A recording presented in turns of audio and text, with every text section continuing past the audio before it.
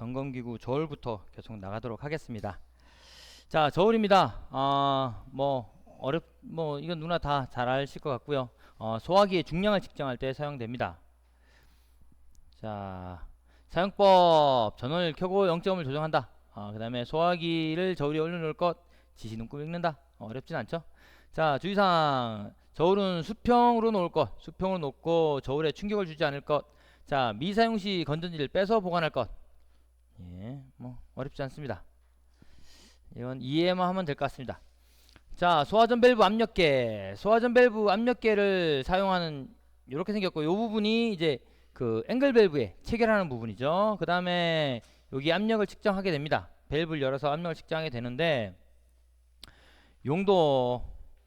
자, 옥 내외 소화전의 방수압력 측정할 때 사용하는데, 방수압 측정기로 직접 측정하기 곤란한 경우에 사용한다. 자, 요거는 방수압 측정기는 동압을 측정하게 되죠. 나오는 압력이니까 실제 방수압 측정하는데, 얘를 사용하게 되면은 이제 정압인 거죠. 끝에 그런 정압이기 때문에 좀 정확하지 않다. 실제로 나왔을 때의 압력과는 좀 정확하지 않다라고 보여지고요. 다만 직접 사용하기 곤란할 때만 사용하는 거다. 그래서 곤란한 경우에 사용하게 된다라고요. 사용 방법은 소화전 방수구에 호수를 분리한 후 소화전 밸브를 압력계에 연결하고, 그 다음에 소화전 밸브를 개방하여 압력을 확인하고, 측정 완료 후 밸브를 잠그고 코크 밸브를 열어 개방 내 압력을 제거하고 이제 분리한다. 별로 어렵진 않습니다. 이제 적당히 생각하시면 되겠습니다. 판정 기준 방수압력 각 소화전마다 0.17MPa 적적 규정 방수압이냐 보는 거고요. 방수량은 측정할 수가 없죠. 정확히 말해서 방수량은 좀 측정이 곤란합니다. 그냥 압력만 적정한지 그 부분에서의 보는 거죠. 주의사항. 소화전 밸브 압력계를 연결 시 누수가 되지 않도록 할 것. 누수 방지. 방수압력 측정 후 분리 시 반드시 코크 밸브를 열어 개방하여 내압을 재개할 것. 자, 내압을 재개한 이유는 이제 그냥 열면은 물이 사방을 튀겠죠. 그런 걸 방지하라 라는 겁니다. 다음 헤드 결합 렌치. 자, 헤드 결합 렌치. 자, 스프링클러 헤드를 설치하거나 떼어낼 때 사용한다. 사용 방법. 부착하고자 하는 배관에 헤드 결합 렌치로 헤드를 돌려 부착한다. 주의사항. 헤드 나사 부분이 손상되지 않도록 할 것. 가열체 부분이나 반사판에 무리한 힘을 가하여 손상되지 않도록 할 것. 규정된 헤드렌치를 사용하여 변형 또는 누수가 생기지 않도록 할 것. 예. 자, 지나가겠습니다. 검량계입니다. 검량계. 외형은 이렇게 생겼고요. 저울이죠. 저울. 옛날에 쌀집 저울, 무거운 쌀집 저울을 하는 겁니다. 가스계 소화설비 저장용기 약재량을 측정하는 기구다. 사용 방법. 검량계를 수평으로 설치. 용기 밸브를 설치되어 있는 경우 용기 밸브 개방 장치와 연결 등을 분리할 것. 자, 용기 밸브가 당연히 연결되어 있겠죠. 배관 연결된 그 분리하라 라는 겁니다. 자, 저장 용기를 검량기에 올린다.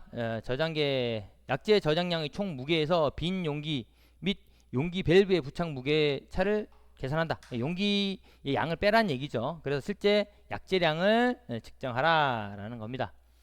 자, 이걸로 약재량 측정하면은 상당히 관리사들 죽으란 얘기입니다. 시공할 때는 한 번쯤 할 수 있겠죠. 약재량을 해서 워낙 기간도 길고 몇 달씩 된데 저거 할 수 있는데, 관리사는 하루에 들어가거나 기껏해 이틀 들어가서 저거 하는데 하루 종일 걸립니다. 자, 법에 좀 맹점이 있습니다. 자, 외형. 기동관 누설량 시험기. 자, 얘네들이 있죠. 여기 질소가스나 그런 이산화탄소 가스가 들어있습니다. 그 다음에 자, 이거를 저장용기 기동관에 설치하는 거죠. 기동관 빼고 거기다 이걸 설치하고 니들 밸브 쪽, 그러니까 저장용기 쪽에 있는 밸브도 제거하고 거기를 막죠. 막은 상태에서 압력을 넣는 겁니다.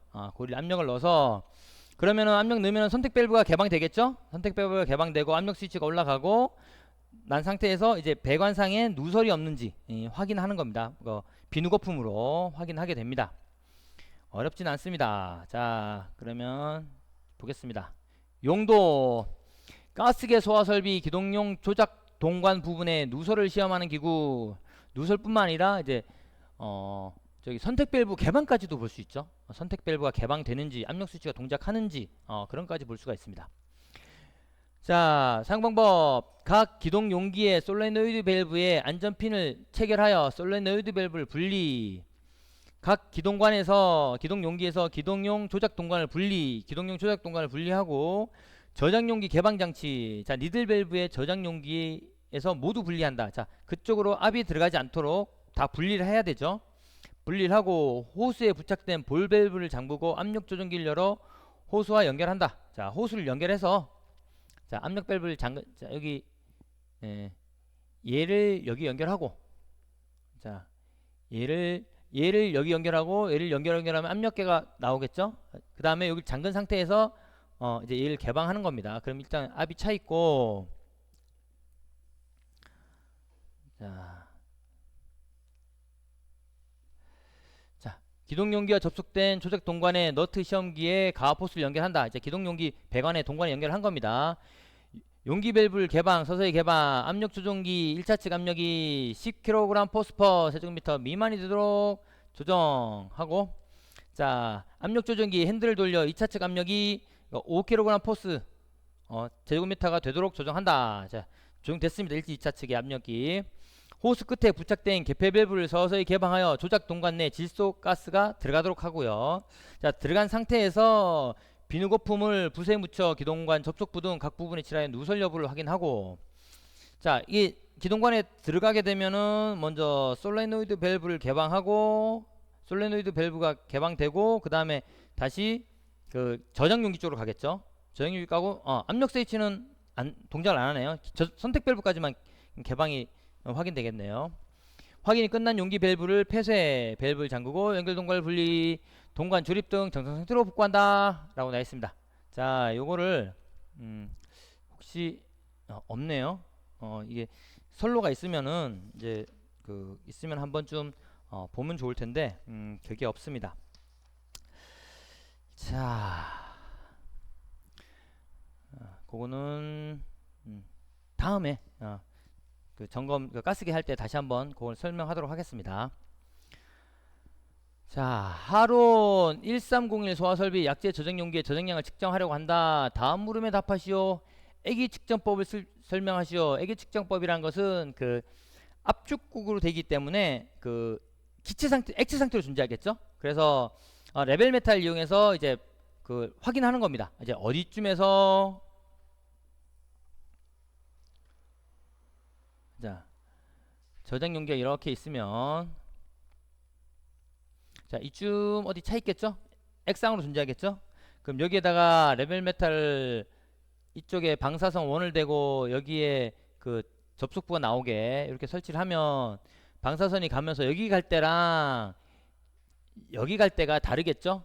액이 차 있기 때문에. 그래서 여기 갈 때는 방사선 양이 줄어들 것이고, 여기 갈 때는 여기보다 상대적으로 방사선 양이 올라갈 겁니다. 올라가기 때문에 그걸로 액이 어느 쯤 있다라는 걸 측정하게 됩니다. 그렇게 측정하는 것이고, 또 방사선 말고 초음파도 요즘 초음파 설비 나왔어요. 초음파 설비는 자, 여기 그거는 방사선보다 좀 더 안전하겠죠. 초음파 장치를 여기 딱 붙이면은 초음파를 쐈다가 들어오고, 여기 할 때 초음파를 쐈다가 들어오게 수직으로 정확히 붙이면은 그 차이를 느낍니다. 그 차이로 이제 그 액량이 어디 있는지 판단하게 됩니다. 초음파도 있다라는 거. 초음파 액이 측정기도 있다 라고 보시면 되겠습니다. 자, 그렇게 설명하면 되고요.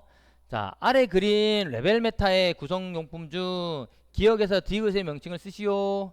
레벨 메타 사용 시 주의사항 6가지를 쓰시오. 레벨 메타 사용 시 주의사항은 이제 방사선 물질이기 때문에 코발트 60이라는 방사선 물질을 씁니다. 그래서 방사선에 노출되지 않도록 최소화해야 되고, 또 온도에 따라서 다르겠죠. 온도에 따라서 그 액량이 밀도가 달라지기 때문에 그게 따른 그것도 주의를 해야 됩니다. 등등등등. 자, 한번 보겠습니다. 자, 여기 자, 먼저 1번 전원 스위치, 2번 조정장치, 볼륨 조정장치. 이제 압력이, 이게 방사선언이 얼만큼 나가는지, 완전히, 이게 탐침부에 그걸 조절하는 거죠. 얼만큼 방사선을 들어오는지 정밀하게 나타내는지. 그 다음에 이거는, 그 지시계, 레벨 메타. 10번은 온도계일 겁니다. 온도계. 온도에 따라서 바뀌기 때문에 온도계. 그 다음에 5번은 방사선언. 방사선 물질이죠. 방사선언이고, 여기는 뭐 지지대, 지지대. 요거는 탐침부 혹은 그 방사선 수용부라고 하면 되겠습니다. 자, 여기는 뭐 손잡이, 여기는 전선, 뭐 그렇게 보면 되죠. 접속 손잡이, 뭐 커넥터, 연결구, 커넥터라 썼네. 연결점, 그렇게 보시면 되겠습니다. 자, 다음 용도. 가스계 소화 설비, 저장 용기, 약재량 측정, 액상으로 저장된 경우만 가능합니다. 그런데 비활성 기체는 아르곤이나 질소 같은 경우에는 이게 측정이 안 됩니다. 결국 아르곤이나 질소 같이 비활성 기체를 측정하기 위해서는 결국 검전기를 써야 된다는 거예요. 저울에다 올려놓고 써야 된다는 웃지 못할 얘기가 있습니다. 상당히, 예, 이것도 개인적으로는 그런 설비는 좀 별도의 정밀 점검을 할 때 해야 되지 않나. 그러니까 지금 관리사 시간이 짧은데 그거를 하기는 좀 힘들어 보인다 라는 게 제 개인적 견해입니다. 다음, 자, 사용 방법.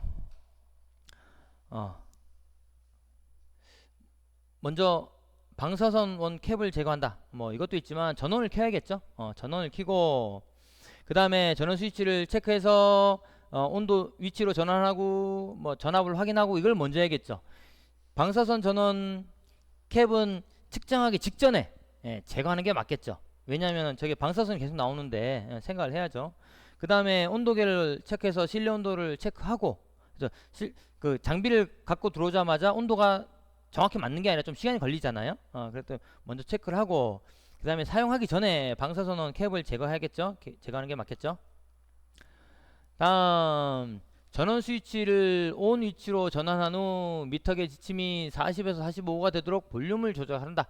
자, 볼륨을 조절하는 이유는, 자, 여기 온도에 따라 다르기는 하지만 약재량에 따라서 이게 미세하게 움직이는 경우가 많습니다. 잘 표시 안 되는 경우. 그래서 중간 지점으로 조절을 해 놓는 거죠. 프로브와 방사선원을 저장용기 사이에 끼운다. 자, 끼우기 전에 캡을 제거하는 게 맞겠죠. 캡을 제거하는 게 맞겠고, 그 다음에 프로브와 방사선원을 저장용기 사이에 끼워 넣는다.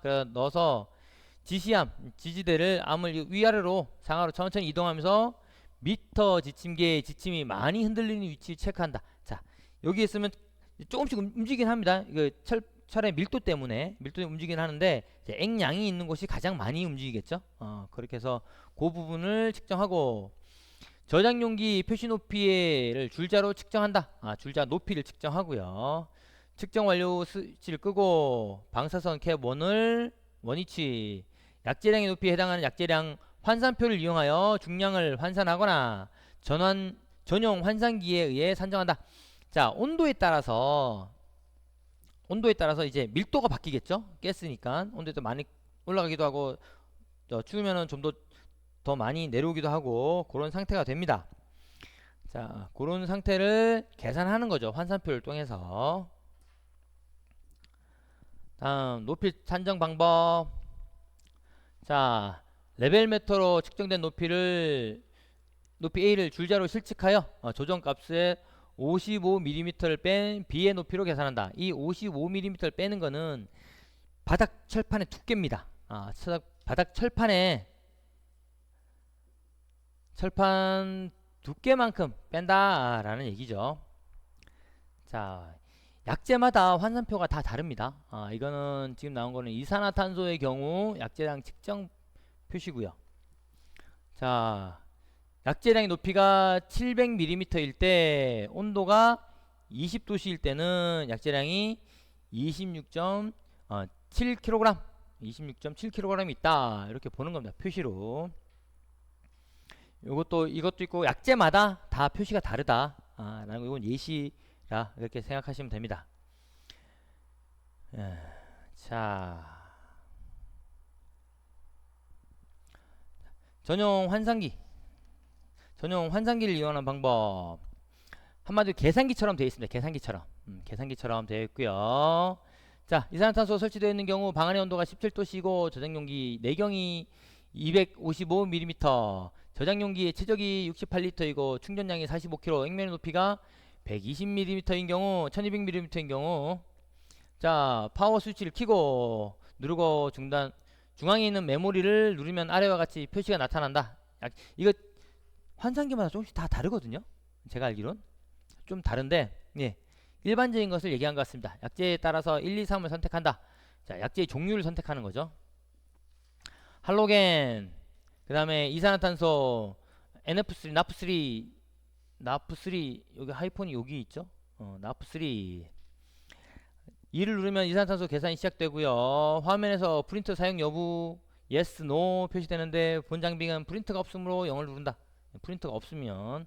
자, 측정 장수 온도, 용량, 그 다음에 내경, 측정 높이, 조정값을 55 뺀 높이를 한다. 엔터를 누르면 화면에 표시된다. 양이. 한번 쭉 읽어보고 어떻게 요런 게 있겠다 싶은 정도로 보시면은 뭐 어렵지 않습니다. 자, 온도, 용기량, 이제 내경, 이제 높이까지 보시면 되겠습니다. 자, 저장량을 계산하는 방법, 저장량 계산량. 자, 저장량이면은 저장 용기에 이렇게 있으면 약재량이 있겠죠. 저기 액으로 된 부분이 있을 거고 기체로 된 부분이 있을 겁니다. 그러면 여기를 우리가 부피를 구할 수 있죠. 약재량을 구할 수 있죠. 양. 그 다음에 기체로 된 부분에 밀도가 있겠죠. 밀도, 그 다음에 부피, 이런 것들을 이용해서 여기 양을 구할 수 있습니다. 요게 그 얘기입니다. 자, 용기의 단면적에서 액의 높이, 측정된 액의 높이에서 밀도, 여기는 액체 밀도를 구하고요. 다음 전체 높이에서 약재 전체 높이죠. 저장량 용의 길이에서 높이를 빼면은 이제 기상 부분 있죠. 기상 부분에서 단면적 곱하기 기체 밀도 이렇게 곱하는 겁니다. 그러면은 중량이 나오게 됩니다. 그렇게 계산한다. 총 약재량. 자, 판정 기준 저장용기 약재량 손실이 5%를 초과하거나 압력 손실이, 이거는 그 활로겐 화합물 및 비활성 기체 중에서 그 활로겐 화합물에 관한 거죠. 비활성 기체 같은 경우는 압력 손실이 15% 초과하는 거고, 이산화탄소나 할로겐 화합물 같은 경우에는 또 다르죠. 그 정적 약재량이 되는지가 계산에 나오니까 그 약재량에 맞추는 거죠. 자, 여기 판정 기준 몇 가지 더 있다는 거 보시면 되겠고요. 자, 주의사항. 방사선은 코발트 60이죠. 부착한 채로 관리하고 분실이 각별히 유의할 것. 자, 코발트 60의 사용연한은 약 3년. 네, 3년 지나도 계속 씁니다. 좀 잘 안 보이긴 하지만 계속 쓰는 경향이 있습니다. 측정 장소 주의 온도가 높을 경우 액면의 판별이 곤란하므로 주의할 것. 특히 이산화탄소 같은 경우에는 임계 온도가 31도죠. 31도가 넘어가면은 측정이 안 됩니다. 액체 밀도나 기체 밀도가 같아지기 때문에 측정이 안 되고요. 그리고 그거가 안 된다 하더라도 29도만 되더라도 이게 밀도 차이가 잘 측정이 안 됩니다. 그런 것들이 있다라는 거. 온도가 높을 경우 판별이 곤란하다. 용기의 중량물 150kg네요. 자, 150kg이기 때문에 약재량 40kg 들어가면은 45kg 들어가면 거의 200kg 가까이 되죠. 되므로 주의하고 특히 전도등이 유의할 거. 그러면서 검연계로 달라고 합니다. 충전비는 1.5에서 9.5 이하일 거. 점검카드 충전량, 중량 등을 기록해 둘 거. 예. 주의사항 주의하라 라는 겁니다. 자, 다음은 열감지기입니다. 열감지기. 문제 열감지기 시험기 SHH-119형에 대해 다음 물음에 답하시오. 이거는 옛날에 옛날에 사용하던 사회네요. 그러니까 20년 전, 거의 25년 전에 사용하던 열 감지기입니다. 그래서 얘는 어떻게 생겼냐 하면은 지금 요즘 쓰는 거죠, 이게. 요즘 쓰는 건데 여기에다가 이 뒤에다가 이제 배터리 팩이랑 이렇게 생긴 거 이렇게 생겨서 뭐 꽂는 게 있고 여기 이 지식에 쭉 나와 있는 게 있습니다. 요즘은 없습니다. 이게 이때 시험 문제니까. 그래서 미부착 감지기와 시험기 개통도, 자, 이런 개통도 이렇게 되어 있다라는 거고요. 다음 미부착 감지기 시험 방법. 여기에 옛날에는 여기에 뭐 전선을 대는 게 있었습니다. 전선 대 가지고 감지기를 대고 여기에다가 측정을 하는 거죠. 그럼 이 감지기가 동작하는지 안 하는지, 예, 나왔고요. 이제 이 문제는 나올 가능성이 매우 없다. 이런 문제는 그렇게 보시면 되겠습니다. 근데 옛날에 나왔던 문제고 뭐 시험기 관련된 거는 이 문제가 하나니까 는 것 같습니다. 그렇게 보시면 되겠고요. 자, 외형은 이렇게 생겼습니다. 자, 얘는 스모킹이죠. 스프레이 뿌리는 것이고, 여기는 자 할로겐 램프가 들어서 열을 발산하는 것이고요.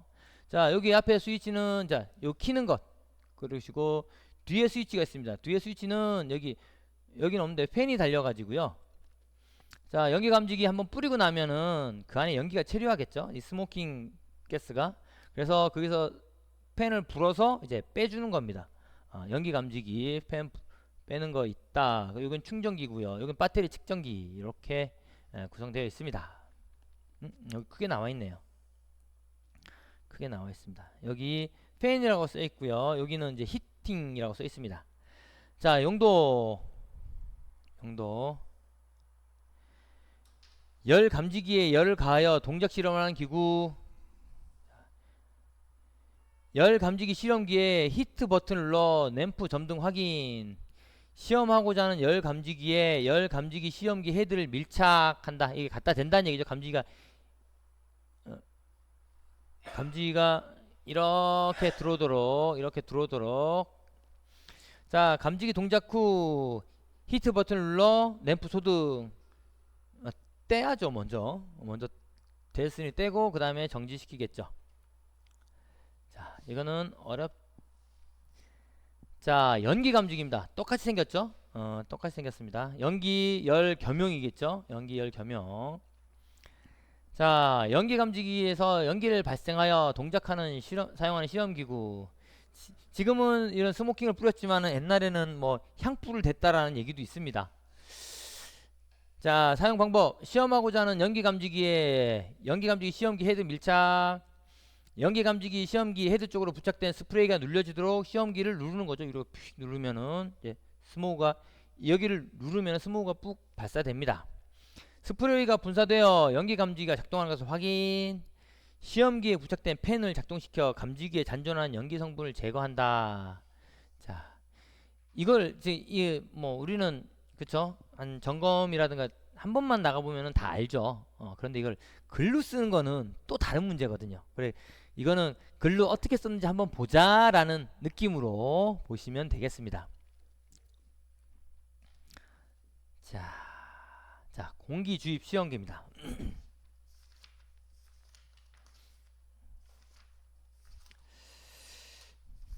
자, 공기 주입 시험기. 차동식 분포형 공기관식 감지기 공기의 누설과 작동 상태를 시험하는 기구. 자, 여기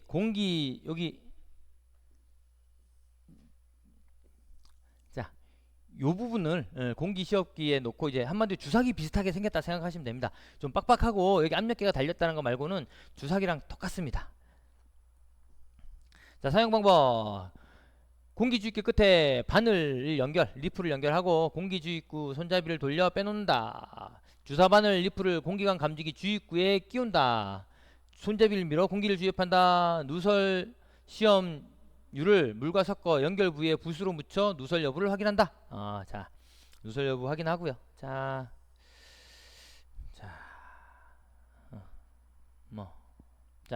감지기 시험 연결 폴 때, 자, 높을 경우 요거를 연결해서 사용한다. 그런 거죠. 음량계는 자동화재 선비 설비 경종 울릴 때 사용하고요. 뭐 음량계 켜서 소리가 울리면은 제 90dB 표시되는지 확인하시면 되고요. 화재 경보는 90dB이고 나머지 경보 누설이라든가 기기 경보는 70dB입니다. 화재 경보만 90dB이고 나머지 70dB이라는 거. 자, 지나가겠습니다. 자, 뭐 눌러 설정해 놓고 즉시 반응 슬로우 평균값 놓고 맥스 미니멈 맥시멈 눌러 경종 작동 시 최고 음량과 유지되도록 한다. 1m 떨어진 위치에서 마이크로폰을 갖다 댄다. 경종을 작동시켜 음량을 측정한다. 자, 고온 주의사항. 고온 다습한 곳 사용하지 말 것. 장시간 미사용 시 건전지를 빼놓을 것. 다음 누전계입니다. 누전계. 아까 전류 측정계랑 똑같이 생겼죠? 그런데 누전계는 일반적으로 그 삼상 전류가 이렇게 세 가닥이죠. 여기에다가 이렇게 동그랗게 연결을 합니다. 그럼 여기 전류가, 자, 전류가 흐르면 자기장이 발생한다고 그랬죠. 자기장이 발생하는데 삼상 전류는 이게 세 가닥이 가면은 이게 중첩이 돼가지고 세 가닥이 서로 중첩이 돼가지고 자기장이 0이 나옵니다. 0이 나와서, 근데 0이 나오면은 들어갔던 전류가 다 나오는 건데, 만약에 이쪽 어디에서 누전이 발생했다. 그럼 여기 들어간 전류가 불균형하겠죠. 그때 그 불균형을 표시하는 겁니다. 얼마나 누전되는지. 그런 원리다 라고 보시면 되겠습니다. 전기 전로의 누설 전류 및 일반 전류를 측정한다. 자, 세 가닥을 하면은 누설 전류를 측정할 수 있고 한 가닥만 하면은 전류를 측정할 수 있겠죠. 자기장 표시되고. 사용법: 전원을 켜고 전류 선택 스위치를 가장 높게 예상되는 전류 200A 또는 20A로 하고, 전선 인입 집게를 손으로 눌러 전선을 변류기 내로 통과시킨다. 여기로 전선을 통과시키는 거죠. 이 부분으로. 그 다음에 표시된 창에 전류를 읽으면 됩니다. 별로 어렵진 않습니다. 자, 오랫동안 미사용 시 전원 건전지 분리, 전원 측정 후 스위치 오프, 과도한 충격 주지 말고 측정 범위 이상의 회로는 사용하지 말고 변류기 접합면을 청결할 것. 자, 여기 아까 딱 붙는다고 그랬죠. 그 부분이 이제 철편이 서로 붙습니다. 전기가 통하도록 붙는데 그 부분이 이제 이물질이 끼거나 그러면 전류가 잘 측정이 안 되겠죠. 측정 시 변류기 철심 접합면 밀착 확인. 자, 무전기입니다. 무전기 이렇게 생겼고요. 사용법은 다 합니다. 자, 점검원과 무선 통화 또는 무선 통신 그거 측정할 때도 사용하겠죠. 무선 통신 보조 설비 측정할 때도 사용한다. 사용법: 무전기 전원을 켜고 사용하고 채널을 조정하고, 송신 시 PTT, 자, 푸시 투 토켓, 톡 버튼을 사용하여 누른 상태에서 말한다. 자, 끊으면은 PTT를 놓는다. 수신 시 PTT 버튼을 누르지 않은 상태에서 상대방의 무선 내용 청취가 가능하다.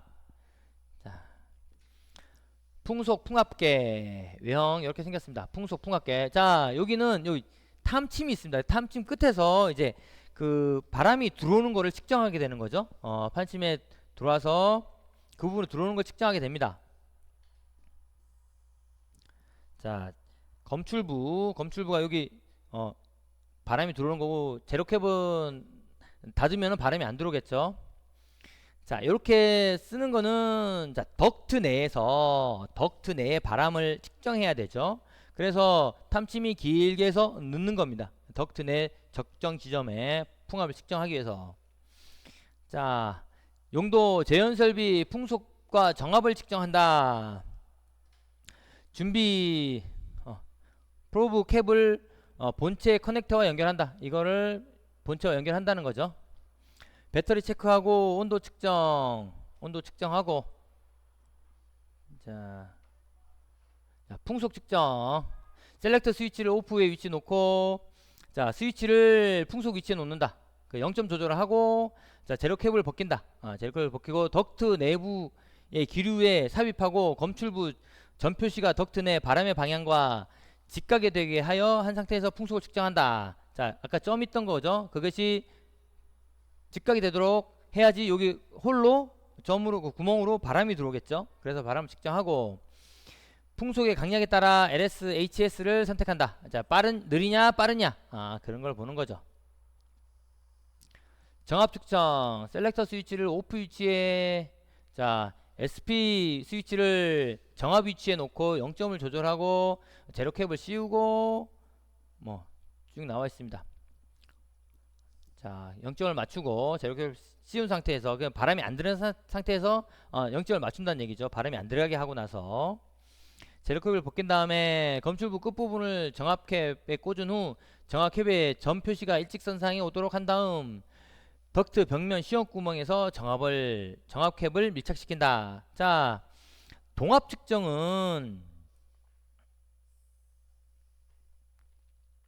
자, 동합은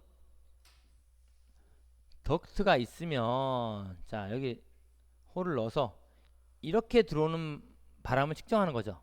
이게 동합이 측정되는 것이고, 이렇지 않고 여기에 평행되게 설치하게 되면은 여기는 정합이 측정되는 거죠. 정합 측정법. 자, 다음, 자, 폐쇄력 측정기. 폐쇄력 측정기는 이제 방화문이 닫힌 상태에서 개방력, 잠깐만, 폐쇄력 측정기, 폐쇄력은 개방력이랑 같죠? 문이 저절로 닫히는 힘을 측정하는 겁니다. 폐쇄력 측정기는 닫히는 힘을 측정하는 것이고, 또 이걸로 개방력도 측정할 수 있겠죠? 개방력도 닫혀 있을 때 문을 열 수 있도록 측정하는 겁니다. 자, 여기는 푸시, 미는 거죠. 문이 닫혀 있을 때 밀어서 압력을 측정하는 거고, 자, 열려 있을 때 여기 쪽에 걸어서 닫히는 힘을 측정하는 겁니다. 폐쇄력 측정을 할 수 있고 개방력도 측정할 수 있습니다. 자, 한번 보겠습니다. 용도, 방화문 또는 제형구역의 출입문 폐쇄력 또는 개방력을 측정하는 기구다. 사용법, 출입문 폐쇄, 극기 가압 설비를 가동하여 제형구역에 가압한 상태에서 폐쇄력 측정기 전을 켜고 0점 조정한다. 그 다음에 방화문의 손잡이를 락을 푼다. 측정기로 문을 미는 거죠. 자, 가압된 상태에 문을 밀어서 110N이 되는지를 보는 거죠. 110N 이하인지, 개방력이 필요한 힘이. 자, 열린 각도가 5도가 되었을 때 측정값에 직시값을 읽는다. 요 정도 보시면 될 것 같네요. 5도 암기할 거는. 자, 별로 어렵지 않죠? 그러니까 이거는, 자, 여기 점검 실무에서는 이 내용들을 외워서 쓰는 것이 아니라 어떻게 보면 이제 개념을 이해해서 이제 쭉 기술하는 거죠. 그렇기 때문에 화재 안전 기준 외우듯이 외우실 필요는 없고 개념을 이해해서 쓰면 된다, 보시면 되겠습니다. 다만 여기서 나오는 요런 수치들, 요런 수치들은 알고 계셔야겠죠. 그리고 이런 문제가 날 때 이런 수치들은, 화재 안전 기준에 있는 수치들은 써주는 것이 맞다, 그렇게 봅니다. 다음, 차압 측정기는